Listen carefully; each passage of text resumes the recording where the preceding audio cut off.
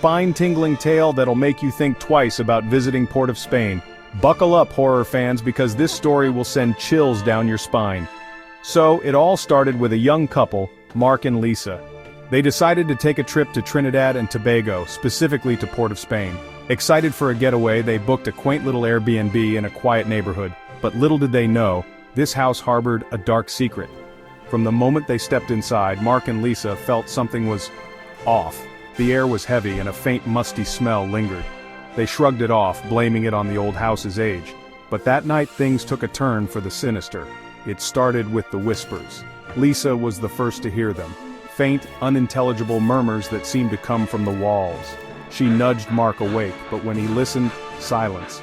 They laughed it off, joking about ghosts before going back to sleep. But the next night, the whispers returned, louder and more urgent. Mark decided to investigate. He followed the eerie sounds down to the basement. As he descended the creaky stairs, he felt a cold breeze brush against his neck. The basement was pitch black, but he could see a faint flickering light from an old lantern on a dusty table. Suddenly the lantern went out.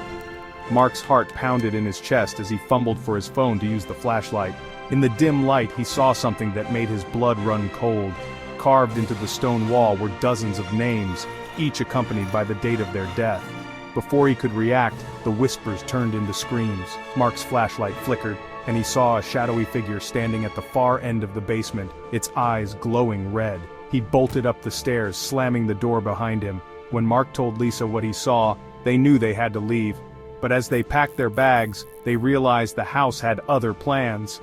The front door wouldn't budge, and the windows were sealed shut. Panic set in as the whispers returned, now filling the entire house. In a desperate attempt to escape, they broke a window and climbed out, cutting themselves on the shards of glass. They ran down the street, not daring to look back. Later, they learned the truth. The house was once owned by a man obsessed with the occult. He conducted dark rituals, trapping the souls of his victims within the walls. The names Mark saw in the basement were the spirits, forever cursed to haunt the house. Mark and Lisa never spoke of their experience again, but the memories still haunt them.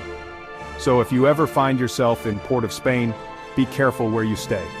You never know what dark secrets lie within. Stay safe, horror fans. Until next time, sweet nightmares.